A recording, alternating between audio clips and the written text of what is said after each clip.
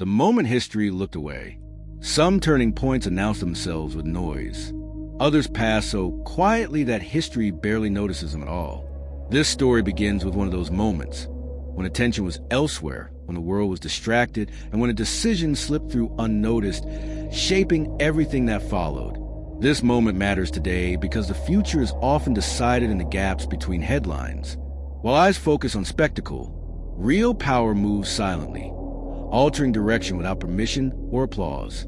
And for one sheet, history looked away at precisely the wrong time. The setting was unremarkable. A period of calm followed months of global tension.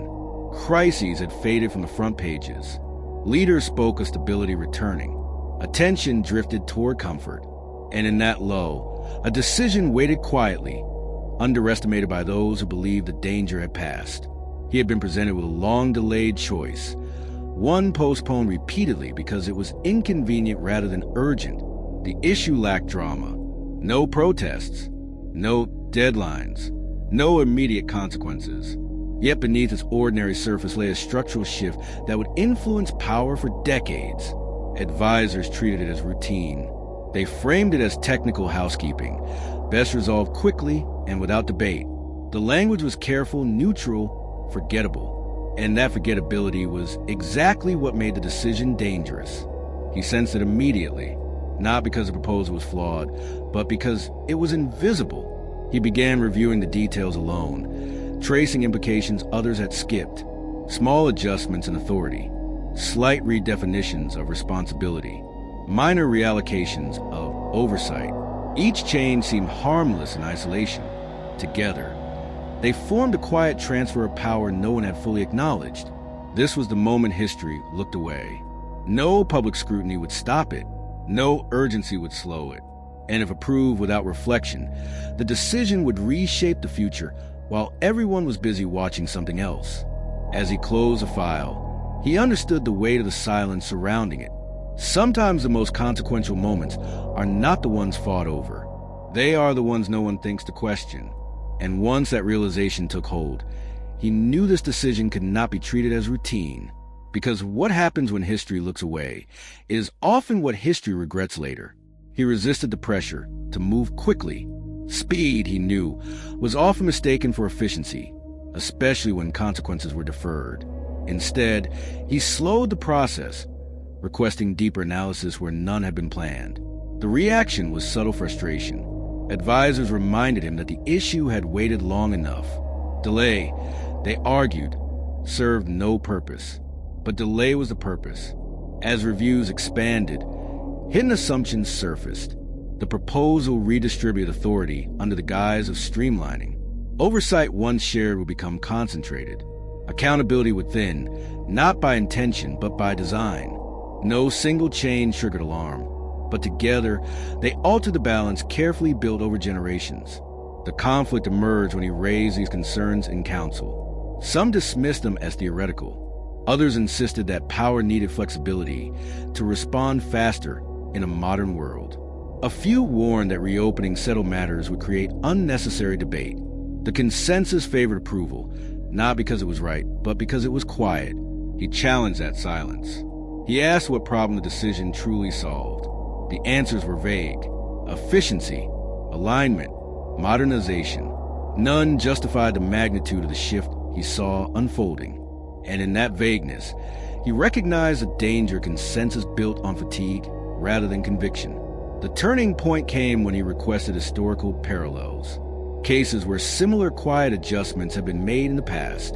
The records revealed a pattern. Each time power shifted silently, correction followed years later, after damage had already been done. Authority, once centralized without scrutiny, rarely returned willingly. The room grew uneasy. He was not accusing. He was remembering. And remembrance disrupted the comfort of forgetting. Advisors pushed back, cautioning against paralysis through analysis. But he held firm.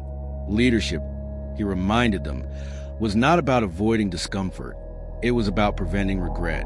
The decision, once considered routine, was no longer invisible. It had been dragged into the light. And now, history was watching again. What remained was to decide whether that attention would be used to reconsider, or merely to justify what had already been planned. The choice ahead would determine whether the moment passed quietly or became the one history finally noticed. With attention restored, the atmosphere changed. What had once felt procedural now carried weight. Language sharpened. Justifications were examined instead of accepted. The proposal, stripped of its neutrality, revealed its true nature, a consolidation disguised as convenience. The conflict deepened when supporters of the change argued that transparency itself posed a risk. Too much scrutiny, they warned, could undermine confidence. Debate might expose disagreement, and disagreement, they feared, could be mistaken for instability. Silence, once again, was offered as protection. He rejected that logic. Stability built on invisibility, he said, is fragile by design. It holds only as long as no one asks questions. And systems that rely on silence rarely survive exposure when reality inevitably intrudes. The discussion stretched longer than anyone anticipated. Lines of authority were traced, safeguards examined, consequences modeled beyond immediate gains. What emerged was uncomfortable clarity. The proposal would indeed increase efficiency, but at the cost of resilience. It simplified control while reducing correction.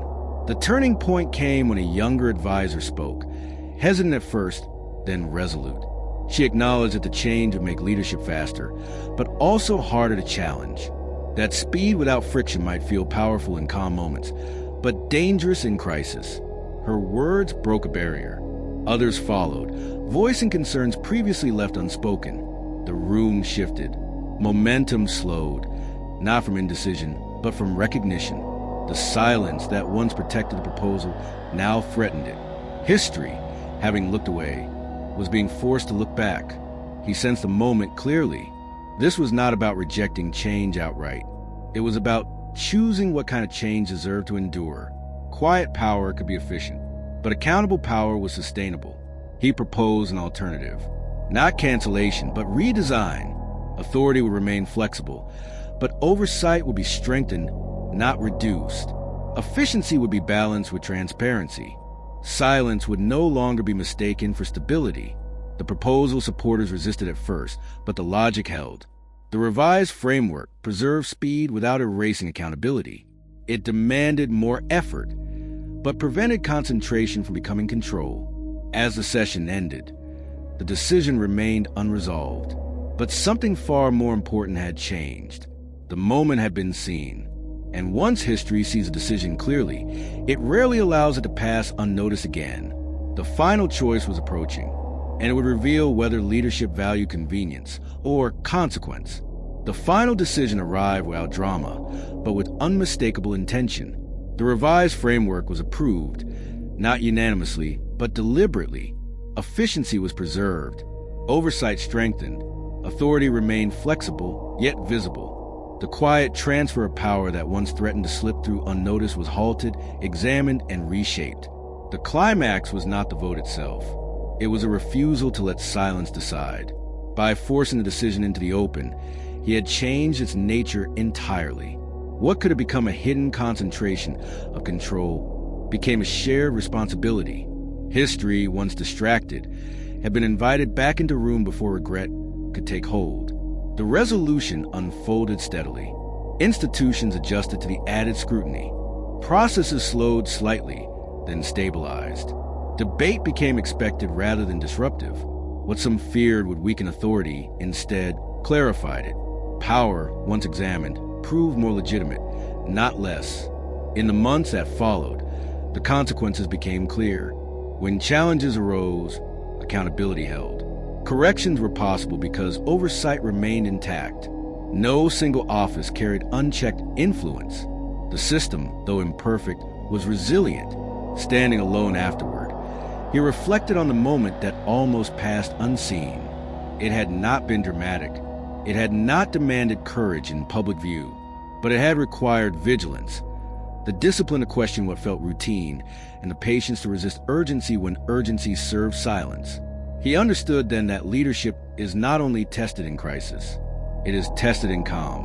When history looks away, someone must still be watching, and by choosing attention over convenience, He ensured that what shaped the future did so with intention, not accident. What remained after the choice was not relief, but responsibility, and that he knew was a quiet price of leadership that endures. The